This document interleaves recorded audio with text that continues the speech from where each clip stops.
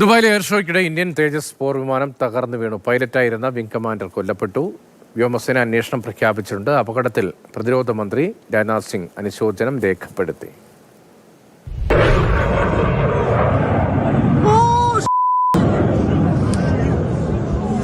വ്യോമാഭ്യാസത്തിനിടെയാണ് ഉച്ചതിരിഞ്ഞ് 2:10 പ്രാദേശിക സമയം അപകടമുണ്ടായത്.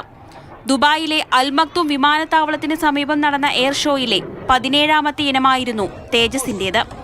കുത്തനെ ആകാശത്തേക്ക് ഉയർന്നു പൊങ്ങി വേഗത്തിൽ താഴേക്ക് വന്നുള്ള നെഗറ്റീവ് G10 അഭ്യാസത്തിനിടെ വിമാനത്തിന്റെ നിയന്ത്രണം പോയി. താഴേക്ക് പതിച്ച വിമാനത്തിൽ നിന്ന് ഇജക്ട് ചെയ്യാൻ പൈലറ്റിന് കഴിഞ്ഞില്ല. താഴെ വീണ വിമാനം പൊട്ടിച്ചിതറി.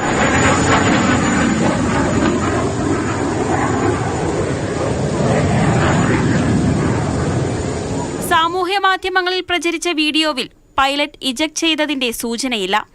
പാരച്യൂട്ട് കണ്ടില്ലെന്ന വ്യോമസേനയും സ്ഥിരീകരിച്ചു. അതേസമയം പൈലറ്റ് കൊല്ലപ്പെട്ടതായി ദുബായ് ഭരണകൂടവും അറിയിച്ചു. നിമിഷങ്ങൾക്കുള്ളിൽ എയർ ഷോയിലെ കാണികളെ ഒഴിപ്പിച്ചു. സംഭവ സ്ഥലത്തേക്ക് രക്ഷാപ്രവർത്തകരും ഫോം ടെൻഡറുകളും എത്തി. കഴിഞ്ഞ ദിവസം എഞ്ചിനിൽ ചോർച്ച കണ്ടെത്തിയ വിമാനം തന്നെയാണോ തകർന്നതെന്ന ചർച്ചയും ഇതിനിടയിൽ സജീവമായി.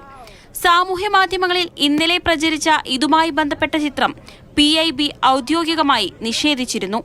വിമാനം പൈലറ്റ് ചെയ്തത് വിംഗ് കമാൻഡറായിരുന്നു.